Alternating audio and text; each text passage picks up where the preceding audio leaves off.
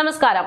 CPIയുടെ വാക്കിന് പുല്ലുവില നൽകുന്നവരാണ് CPM എങ്കിലും ലോക്സഭാ തെരഞ്ഞെടുപ്പ് അടുത്തുകൊണ്ടിരിക്കെ അത്തരം നിലപാടുകളിൽ അടവ് വരുത്തിയിരിക്കുകയാണ് CPI.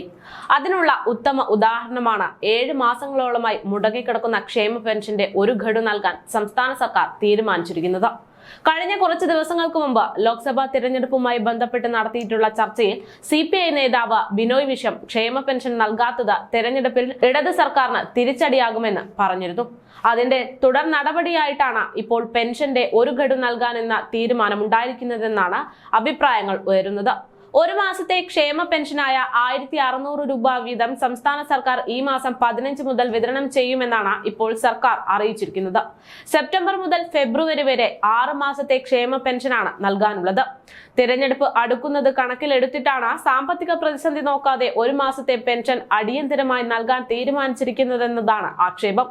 അടുത്ത മാസം മുതൽ പെൻഷൻ അതാത് മാസം നൽകുമെന്ന് മന്ത്രി KN ബാലഗോപാൽ വ്യക്തമാക്കി. എന്നാൽ കുടിശ്ശിക തീർത്ത ശേഷമാണോ അതാത് മാസ വിതരണം ആരംഭിക്കുക എന്ന കാര്യത്തിൽ വ്യക്തത ധനവകുപ്പ് വരുത്തിയിട്ടില്ല.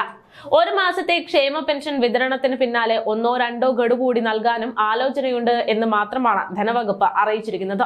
പെൻഷൻ വിതരണത്തിനും മറ്റ് അടിയന്തര ചെലവുകൾക്കുമായി 5000 കോടി രൂപ ഇന്ന് പൊതുവിപണിയിൽ നിന്ന് സർക്കാർ കടമെടുക്കാൻ തീരുമാനിച്ചിരിക്കുകയാണ്. 30 വർഷത്തെ തിരിച്ചടവ് കാലാവധിയിൽ 2000 കോടി രൂപയും 20 വർഷത്തേക്ക് 2000 കോടി രൂപയും 10 വർഷത്തേക്ക് 1000 കോടി രൂപയും നൽകുമെന്ന രീതിയിലാണ് കടമെടുക്കാൻ സർക്കാർ ഒരുങ്ങുന്നത്. സഹകരണ ബാങ്കുകളുടെ കൺസോർഷ്യം വഴി 2 മാസത്തെ പെൻഷൻ വിതരണത്തിന് ആവശ്യമായി വരുന്ന 1500 കോടി രൂപ കടമെടുക്കാൻ ശ്രമിച്ചുവെങ്കിലും 300 കോടി മാത്രമേ ലഭിച്ചിരുന്നുള്ളൂ. കേരളത്തിന് അർഹമായ 13608 കോടി രൂപ അനുവദിക്കാൻ സുപ്രീം കോടതി ഇടപെടലിനെ തുടർന്ന് കേന്ദ്ര സർക്കാർ സമ്മതിക്കുകയായിരുന്നു. ഇതിൽ 8742 കോടി രൂപ കടമെടുക്കാൻ അനുമതി കത്ത് ലഭിച്ചിരിക്കുകയാണ്. ഇതിൽ നിന്നാണ് ഇപ്പോൾ 5000 കോടി രൂപ സംസ്ഥാന സർക്കാർ കടമെടുക്കാൻ പോകുന്നത്. ബാക്കി 4866 കോടി രൂപ വൈദ്യുതി വിതരണ മേഖലയിൽ പരിഷ്കരണങ്ങൾക്ക് വേണ്ടി നടപ്പിലാക്കുന്ന വകയെ കടമെടുക്കുമെന്നാണ് സംസ്ഥാന സർക്കാർ അറിയിച്ചിരിക്കുന്നത്. കേന്ദ്ര ഊർജ്ജ മന്ത്രാലയത്തിൽ കിടക്കുന്ന ഈ ഫയൽ ധനവകുപ്പിലെത്തി തീരുമാനമെടുത്ത് റിസർവ് ബാങ്കിനെ അറിയിക്കുക എന്ന നടപടിക്രമം ബാക്കിയുണ്ട് എന്നതിനാലാണ് ആ പണം എടുക്കാത്തത്. ഇത് പൂർത്തിയാക്കിയ ശേഷം മാത്രമേ കടമെടുക്കൽ ശ്രമം നടക്കുകയുള്ളൂ.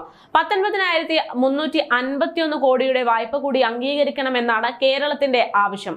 ആ ആവശ്യത്തിന്മേൽ സുപ്രീം കോടതിയുടെ തീരുമാനം കാത്തിരിക്കുകയായിരുന്നു കേരളം. എന്നാൽ അതിലൊരു ആശ്വാസം ഇപ്പോൾ വന്നിരിക്കുകയാണ്. സുപ്രീം കോടതി കേന്ദ്രത്തോട് ചോദിച്ചിരിക്കുകയാണ്, എന്തുകൊണ്ടാണ് കേരളത്തിന് പണം അനുവദിക്കാത്തത്, അതിലെന്താണ് ഇത്ര പ്രശ്നം എന്ന രീതിയിൽ കേരളത്തിന് താൽക്കാലിക ആശ്വാസമായി സുപ്രീം കോടതി ഇപ്പോൾ കേരളത്തിനൊപ്പം നിൽക്കുന്നു എന്ന വാർത്ത ഇതിന് പിന്നാലെ പുറത്തു വന്നിട്ടുണ്ട്.